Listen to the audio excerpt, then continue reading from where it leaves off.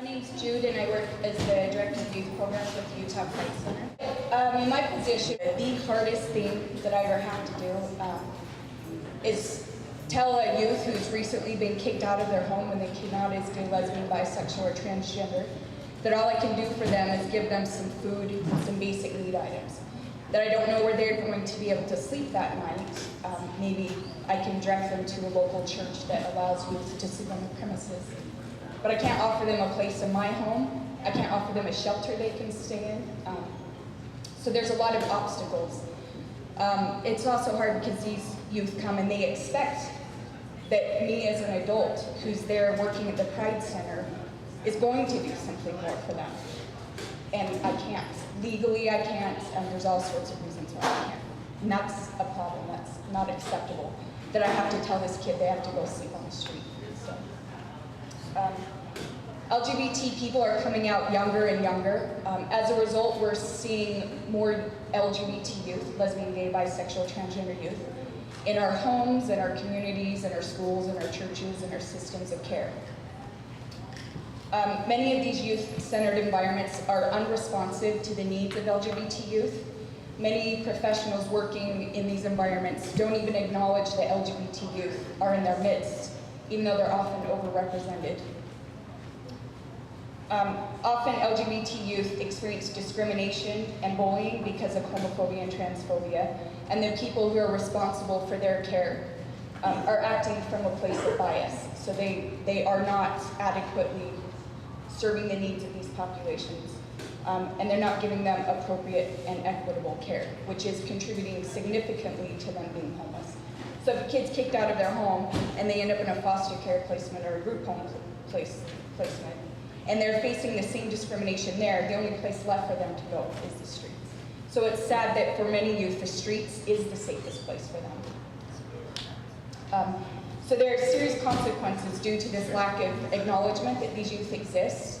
LGBT youth who experience negative feedback and rejection from their families are 8 times more likely to attempt suicide, 6 times more vulnerable to severe depression, and 3 times more likely to abuse drugs compared to LGBT youth who have support at home and do not experience that rejection, or they experience lower rejection. So that's just comparing gay, lesbian, bisexual, transgender kids with other gay, lesbian, bisexual, transgender kids. So it's clearly a lack of support here. In our nation's schools, 74% of queer youth hear derogatory remarks such as faggot or dyke, and 89% hear "that's so gay" or "you're so gay" on a daily basis, over and over and over again. In our schools, 86% of queer youth are verbally harassed, 44% are physically harassed, and 22% are physically assaulted. These numbers rise every year. So GLSEN does a survey every 2 years. They have recommendations for making safer schools, but every year these numbers rise. So in essence, our schools are becoming less safe for our queer youth. 33% of transgender youth have attempted suicide, and 50% have seriously considered suicide. This is so depressing. I'm always so positive in my speeches.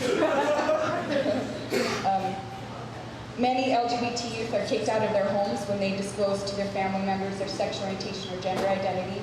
Zach talked about how over 40% of our youth here in Utah, homeless youth, identify as gay, lesbian, bisexual, transgender.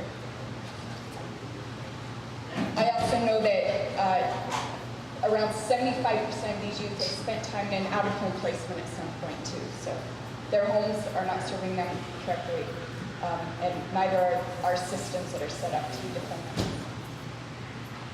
I often hear people say, this isn't a gay issue, so the issue of homelessness in youth. Or I'll work with groups of people who are trying to address the issue of homelessness in youth, but I don't hear anybody talk about our queer kids. So I, in fact, do agree that this is not a gay issue. I think this is an issue of homophobia and transphobia. This is an issue of discrimination and inequality. So this is not an issue of one's sexual orientation or gender identity. It's sad that in order for our lawmakers to pass laws that benefit homeless kids they can't know that half of these kids identify as gay, lesbian, bisexual, or transgender. That if they knew that, they may not pass the laws that they need to have passed to help them. It's sad that in order to protect these youth, they have to be invisible, that their voices are silenced, and that their experiences are disregarded. I think in the long run that this may not be the most effective way to create change and to address homelessness in our youth. This is why Pride Walk 2009 is so important. So Chloe, Jill, and Nicole are walking across the United States to raise awareness, which I think the core of all this is a lack of awareness. So when I work with, say, foster parents who don't know what to do with the gay kids in their home, it's usually lack of awareness. It's not that they're actually wanting to hurt anybody. So I think that's the piece. Awareness is the piece. That's what's going to make change. So Chloe's right on. That's it.